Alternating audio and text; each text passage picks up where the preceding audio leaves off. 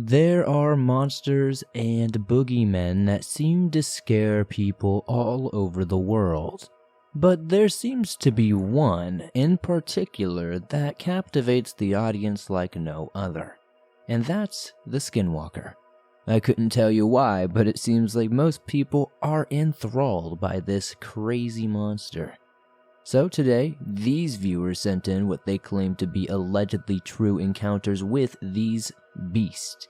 As always, if you have a story that you would like to share in a future episode of this series, be sure to submit your experience at swampdweller.net or the email you can find in the description down below. You can also go over to Reddit at r/thedarkswamp and submit your stories there. Now, without further ado, slap that like button, subscribe if you're new, and get ready for these creepy and allegedly true Skinwalker horror stories that'll freak you out tonight.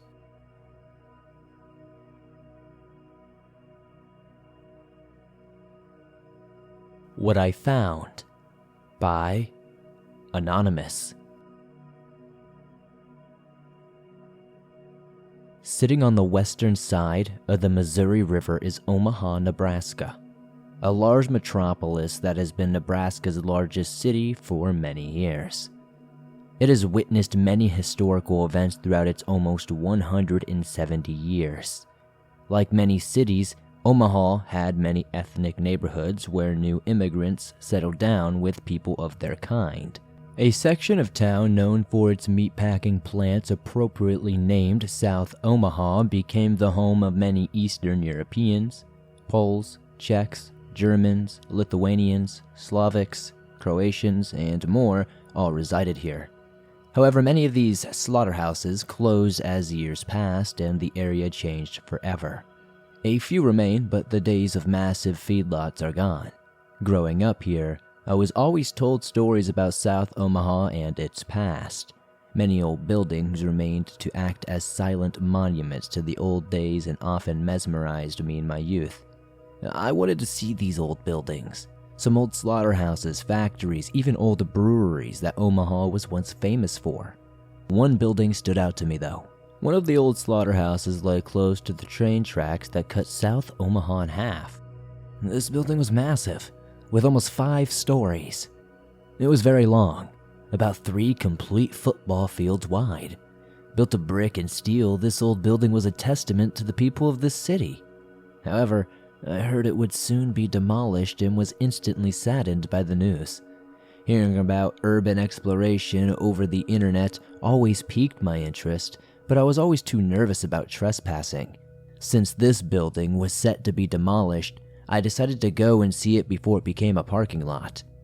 I set out of my truck on a fantastic fall evening to see this behemoth of a building. I brought my heavy LED mag light and dressed in light hiking gear to avoid looking conspicuous. The slaughterhouse lay near the train tracks in a more deserted area of South Omaha. Around it were other buildings adorned with the same red and white brick that this building also wore. Many tall grasses and empty lots surrounded the building, all the while a chain-link fence surrounded the entire complex that was the slaughterhouse. I was prepared for this and parked some distance away on a side street near a garage. Walking towards the building, I became aware of its immense size.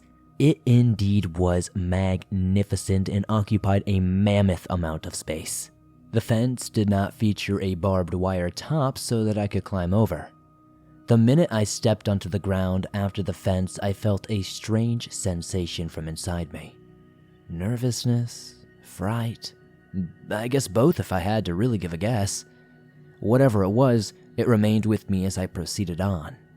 I approached a door with a window on the side of the building.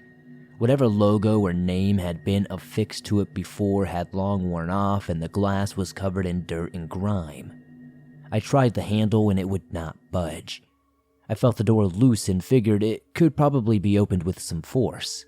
I eventually got it open after bashing my shoulder into it, accidentally breaking the lock. Oh well, I thought.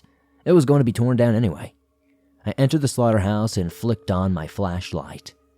As I stepped into the pitch blackness, I was greeted with a large open room that featured lots of decrepit machinery undoubtedly used for meat processing. The walls and floor were tile. Easy cleaning, shouldn't be too long to do that. Long conveyor belts were shaking and snaking through the room, strewn with dust and cobwebs. Control stations, desks, and more surrounded me. None of this, though, looked like it had been touched for many years. I made my way through the mess of machinery and dust until I reached a pair of double doors. I pushed them open slightly into another large room.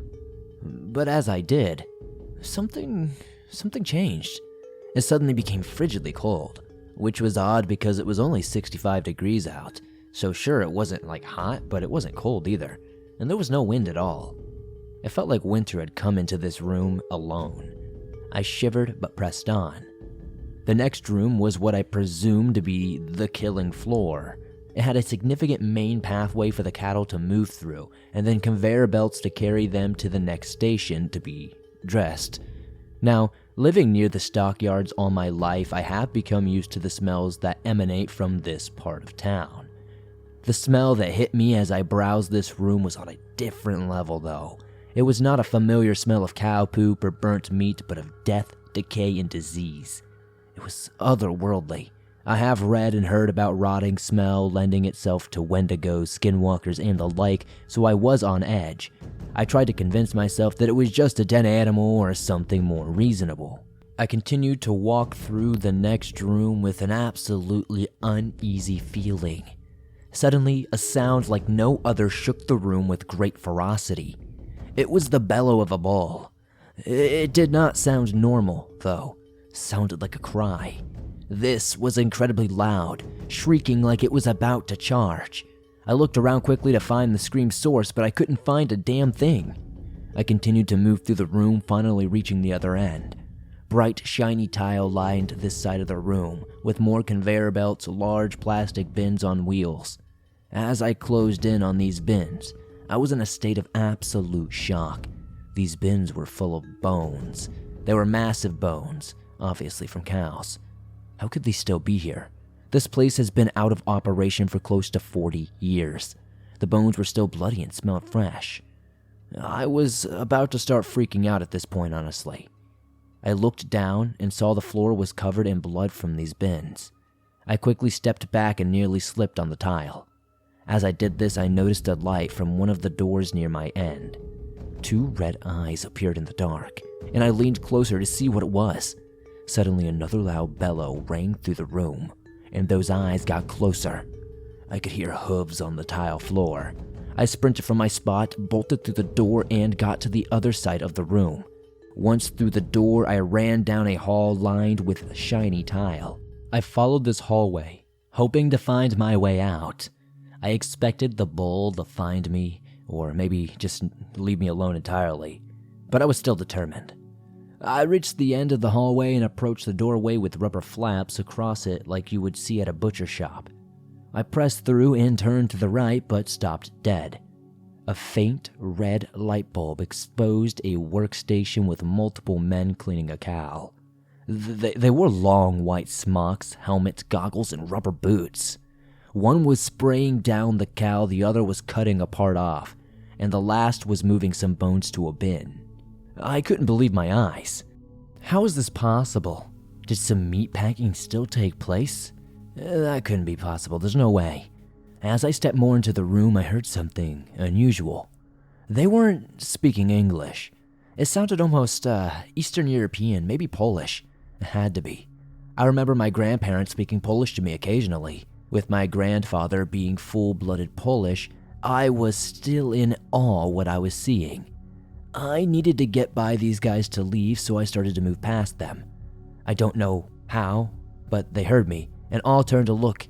Everyone stopped what they were doing. 3 bespectacled men stared at me with only the dim red light exposing them.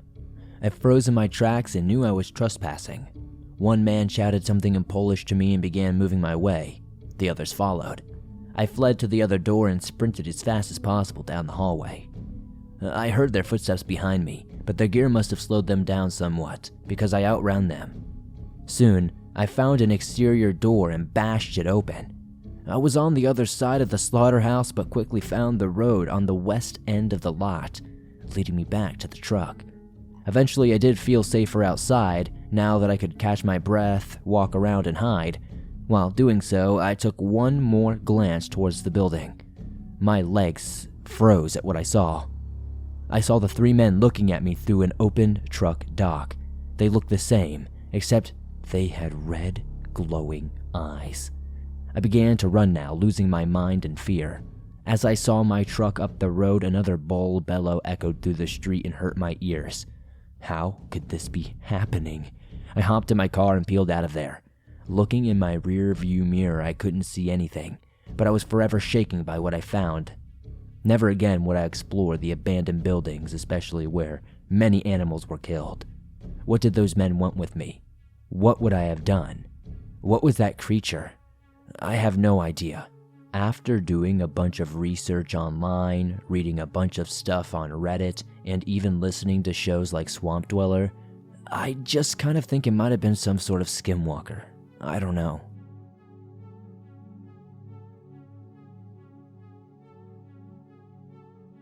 Was It a Skinwalker? By Cam.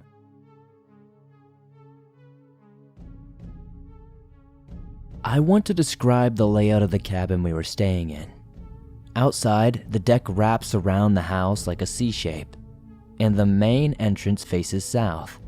The second is facing west, which is where the meadow resides. The stairs on the west, where the field is, have 15 steps and are roughly 10 feet high. The south entrance is about 4 degrees. On the cabin's west side, big panel glass windows connect to 2 windows and a screen door directly underneath it. I'll explain more as the story goes on, but hopefully that all makes sense to you. My mom and the same boyfriend went on a cruise a year later. I was staying with his parents for the time being. They wanted to go to the cabin, and my mom's boyfriend's brother also came. Their names are Mary, Ben, and Kenny. Mary and Ben are his parents, and Kenny is his brother. After the trip, I felt off about the entire thing. I shrugged it off, and with the previous event, I tried to just push it to the back of my mind. If you don't remember, in a few episodes back, Swamp Dweller shared my story about my initial encounter with what I thought might be a skinwalker. I didn't want to return to that treehouse since no one else would be with me. Still being young, I still wandered around. I was tossed towards the front and looking towards the treehouse, knowing we possibly escaped death. My skin started to crawl for some odd reason. Then I had this feeling of being watched again. As I stared at the treehouse, I see it suddenly collapse onto one side. I got too freaked out, so I ran inside. As the day went on, I did various things such as watching a movie, eating dinner, doing the dishes, and watching a college football game. I passed out on the couch and woke up sometime around midnight due to the lightning and thunder outside. I rubbed my eyes and started up the stairs toward bed. I laid down on my bed. The one I was laying on was right on the edge of the open area upstairs. I felt uneasy about being there as something was definitely peering in at me. I could just feel it in my bones. I looked towards the panel glass windows as lightning strikes. I saw a massive, giant creature up against the glass, tapping it. A complete chill came over my body and I realized what I had just seen. The same creature that saw me get up and go upstairs. Knowing I was there, for some odd reason I got up and headed into the kitchen, hiding behind the bar-like table against the countertop. As I was sitting there, the tapping was getting more frequent. Freaked out, I closed my eyes and ended up in a fetal position. I was shaking on the floor. Right next to the cupboards above is the kitchen sink. Above the sink is a small window. I opened my eyes and there in the window was the creature. My body went cold and I went frozen. The face of the beast looked almost human. The eyes were pitch black and the hair was damp due to the rain. It had a flat nose and a mouth like a gorilla. I moved my head to where I couldn't see it anymore, shaking with tears rolling down my face. I heard it walk over to the door and I heard it rattling. Thank goodness. At that moment, Kenny walked out of the room and headed to the bathroom. He turned around and saw me on the floor, shaking like a beaten dog. He asked, "What are you doing?" I couldn't even answer. I was filled with fear. Soon, Mary came out to see what was happening, possibly waking her up. They calmed me down, they let me sleep in their third bedroom, and the next day we left. My parents were coming back from their vacation. Of course, Mary and Ben told them about what happened. My mom asked me what happened from the first part to the second, since I could never go up the mountains without thinking of this creature and freaking out. When did it leave the deck? I believe it was some sort of Sasquatch, but maybe it was a Wendigo or Skinwalker. I don't really know. What do you guys in the audience think?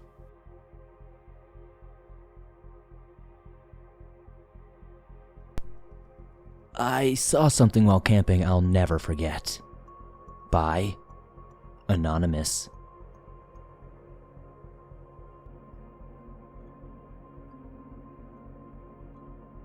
Howdy, my name's Elijah, but everyone calls me Gator. But that is a different story.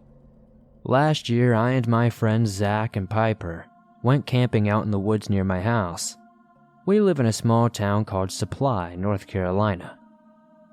The first day went by as always. We got to the pond, unpacked our gear, and got the camo set up, and then we lit a fire. The second day is when things started to get strange.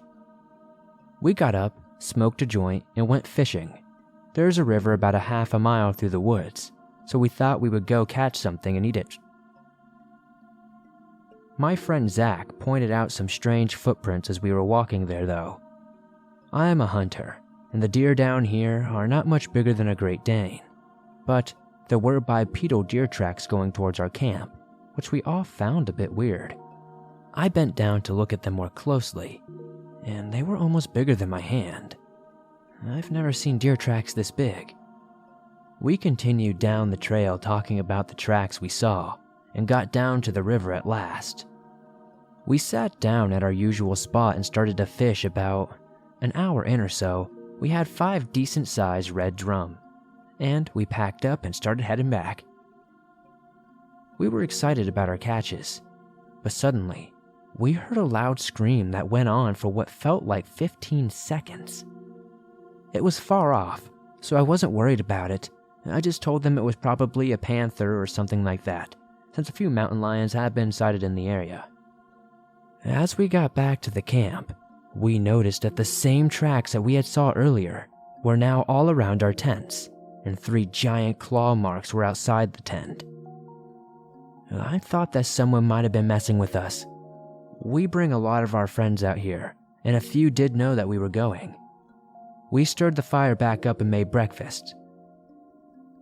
The rest of the day was pretty chill. We took a few walks, went swimming, had a few smokes. We talked about a lot of stuff, and pretty much just, we're getting ready for our summer to be over. When we all went to bed, I woke up to the sound of that screaming we had heard earlier. But it was much closer this time. I grabbed my Mossberg 500 and climbed out of my tent. Zach and Piper were already out of theirs. I had asked if any of them had heard it, and Zach said obviously they had heard it or they wouldn't be out of their tents. I threw a few logs in the fire, and we all stand around, listening to the sounds of the woods. Suddenly, it got dead quiet. The sounds of the birds, the bugs, and everything else seemingly went mute. We started to hear heavy footsteps around the camp. We looked around but didn't see a single thing. A few moments later, something stepped into the light of the fire, but we could barely see this thing because it was so massive. I'm 6'6", and this thing had at least a good 3 or more feet on me. At first we thought it was a person, but honestly, it was just too big and almost solid white. It had the body of a man, but instead of where this guy's head should be, there was a deer skull. It crept closer, and I fired 3 slug rounds into its chest. This thing stopped and looked at me. I told Zach to grab the keys out of my tent, and this thing looked over at Piper. When it did, I shot a 4th round into its stomach. Right as I did this, its head shot straight towards me, and it smiled at me. That's what I think it was doing anyway. Zach had already jumped in the car and started it up. I grabbed Piper and led her towards the car, keeping my gun aimed at this thing.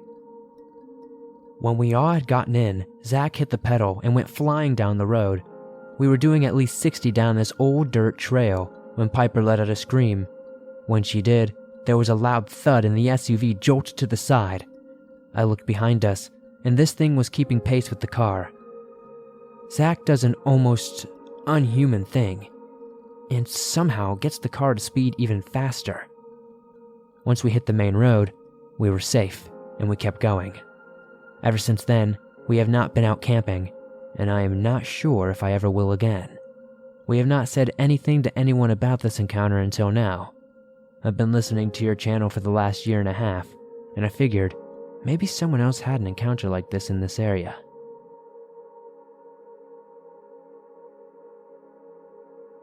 I don't know what it is that I saw. By Midori.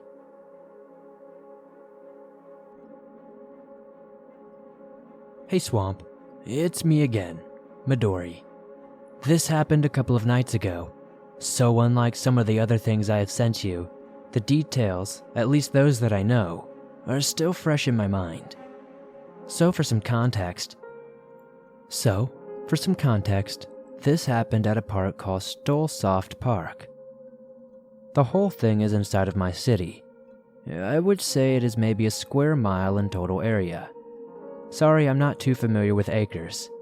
It is mostly forest, with a playground facing the street on the northern end. The playground, along with the north and south entrances, are elevated hill streets, so the forest gradually goes downward, meeting at a valley in the center. The playground is bordered by a forest on two sides.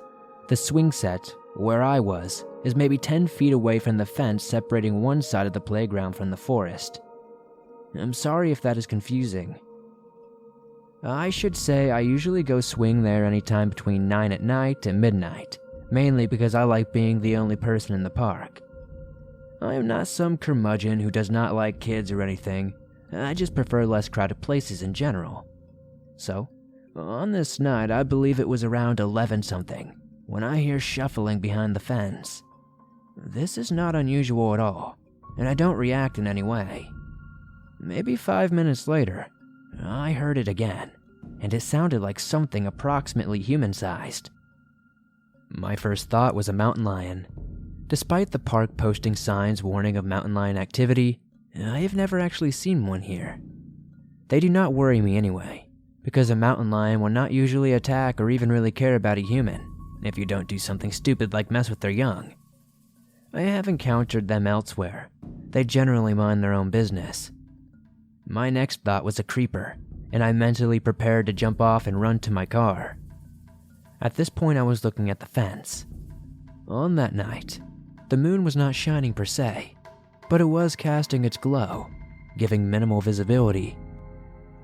At 10 feet away, however, I would at least be able to see movement, especially of this being's assumed size. As I was mulling it over in my head, I heard not exactly what you call a growl, but almost a moaning, I guess. It lasted about 5 seconds. Then I heard something moving away. The weird thing was, the movement came from quite a ways off, in the same direction, and the vocalization came from right at the fence, 10 feet away from me. Now at this point, the sensible thing to do would be to just leave, but having just happened, I was dumbfounded and just continued swinging for another 30 seconds or so. And then, of course, it got more strange. As I was swinging, I saw a flashlight in the distance near where the playground hits the streets. This is maybe 60 or 70 feet from me. With obstacles such as play structures and other things in the way, my first thought that it was a police officer or something of the sort. The playground technically is closed, and they all are because of the corona situation. But I've swung at parks after they've been closed for years, and if the police even care about things like that, they've never even bothered me. The guy came a bit closer, but he is moving at an angle towards me in the general sense, but moving at an angle. As in, if you envision the area as a clock with me at 6, he started at 12, and he is moving towards 7. Sorry, that is the only way I can really describe it. 10 feet from the swing set in the opposite direction of the fence, there's a 20-foot by 20-foot metal overhang with one of those fishnet pattern tables for picnics. I hopped off the swing and crouched behind it. In the day, this would be a completely useless hiding place, but at night, a person hiding behind it would just look like a part of a massive shadow. I watched as it approached, and while I could not make out any details or colors, I could see that he was dressed almost like a hunter from the show Supernatural. He looked to be wearing baggy pants, a vest and a hat, the most common kinda hat with a duckbill on the front, the kind they sell at Lids. There looked to be things strapped on his arms and legs. Mind you, visibility was unbelievably bad, and I may have mistaken many of these details. He was carrying a flashlight, aimed at the ground in front of him. On his opposite hand, it looked like he had some sort of stick, like a gymnastics baton or something. All I know was the general shape. It occurred to me that if this guy fancied himself a hunter, then a pale girl swinging at midnight is probably the worst thing you can be. Either way, this situation now seemed potentially dangerous. If this person came close, I decided to run for the far fence, leading into the forest. Note that between me and my car, despite the small size of the forest, finding a person hiding in it would be impossible at night. Even with a flashlight, I am completely familiar with the forest. I am currently 27, and I have been coming here since I was 7 or 8 years old. Even in complete darkness, I could navigate it well enough to hide if I had to. As I crouched down, the person stopped briefly, then continued down into the forest entrance. That is basically the ending of our encounter. I waited for a few minutes, and then I tried to see if I could still see it. I am not sure if the two events were related at all. As far as the noise I heard, I know what mountain lions sound like. The only other fauna in the park are deer, squirrels, and insects. I honestly do not know if this was a skinwalker or anything like that. All I heard was the sound. There was no smell, and I did not get necessarily a terrible feeling from that person with the flashlight, even though they were dressed weird. Also, I don't think this forest would be big enough to house something like that, but maybe it could be just big enough for something to stop by for a few days. We do have a good-sized forest farther up in the mountains, not too far away, called Hubbard Park. You probably have to travel about 20 minutes through the suburbs to get there, but I'm not sure that it would be impossible for a skinwalker to bounce between these two locations. Do you guys think I saw a skinwalker? Do you guys think I possibly saw somebody hunting a skinwalker? I don't know.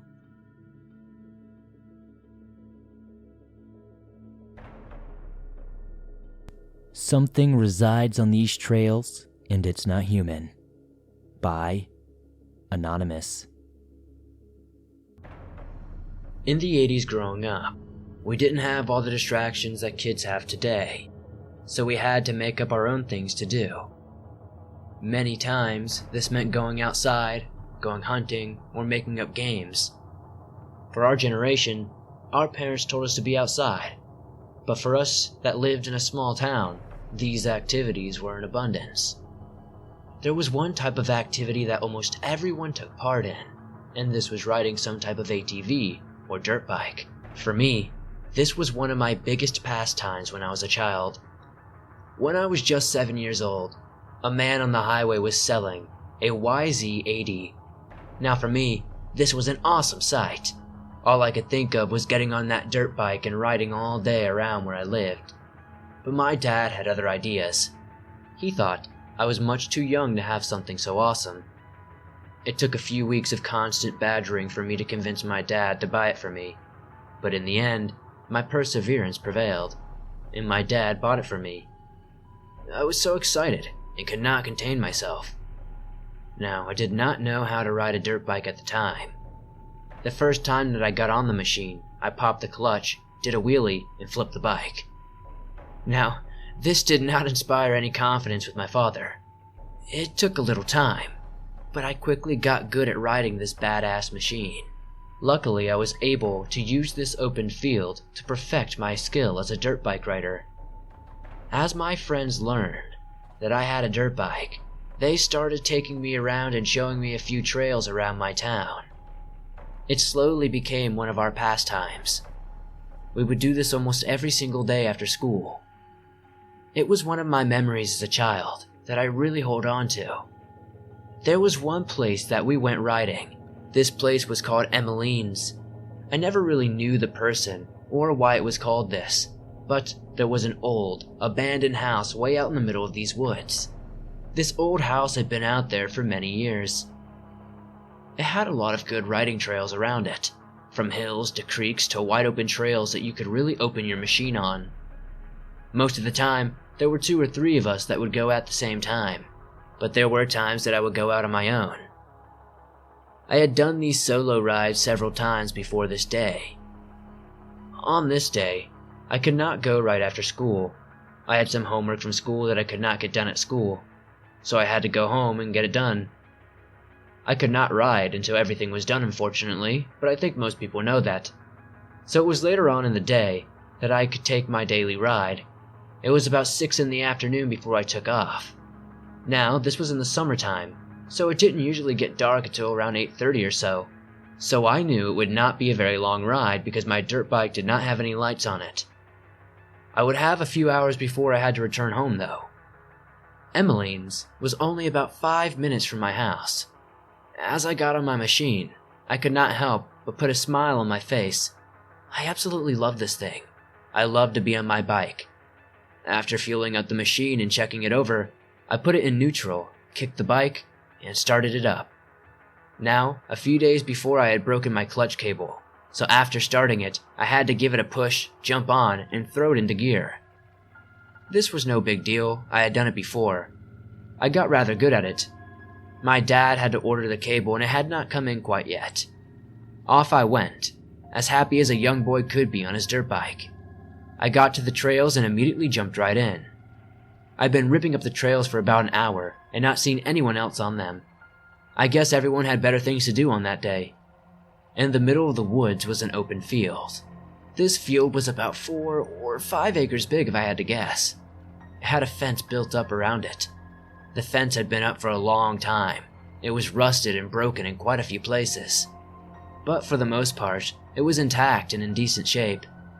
Like I said, I'd been riding hard for about an hour and had felt the call of nature.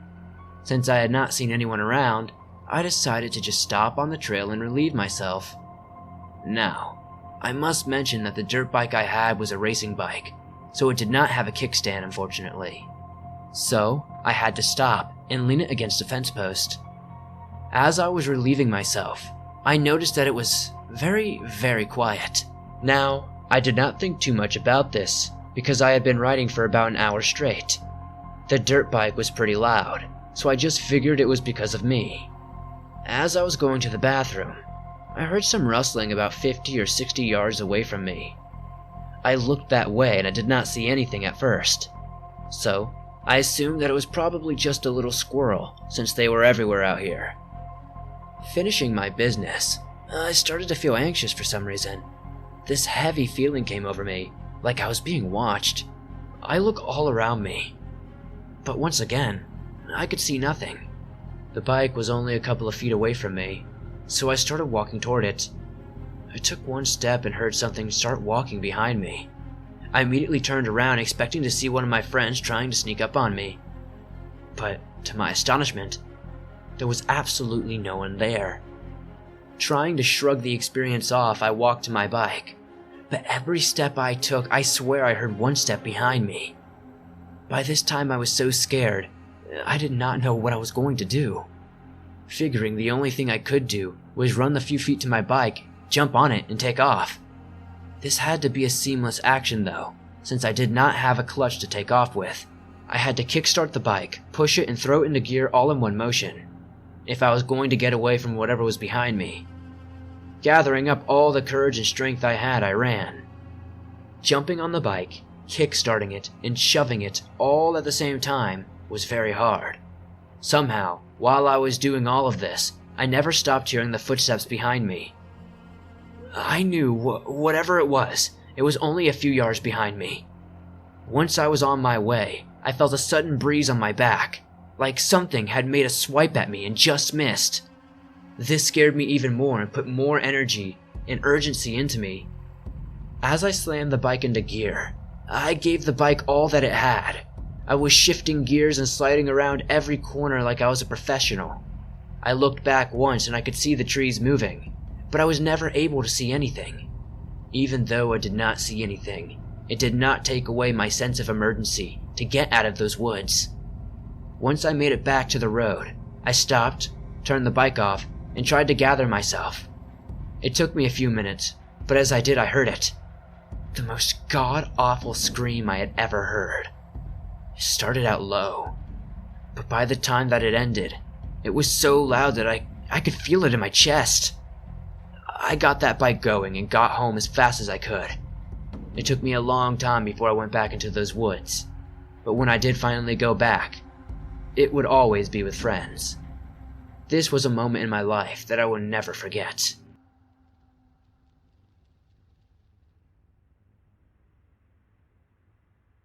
Thanks for listening to these creepy and allegedly true Skinwalker horror stories. If you enjoyed these stories, please be sure to punch that like button so it really feels it. Subscribe if you're new. Be sure to turn on notifications so you never miss a new episode. I upload them multiple times a week on all things natural and supernatural.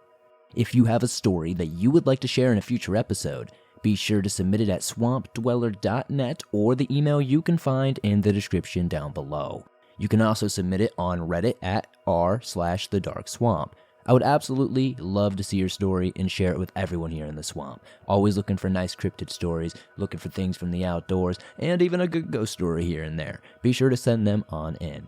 If you made it all the way to the end, I very much appreciate you. If you're on the go and you want to download and listen to these Swamp Dweller scary stories no matter where you are, you can download them absolutely free from Spotify, Apple Podcast, Google Podcast, and literally everywhere else you find podcasts online. It's free and always will be.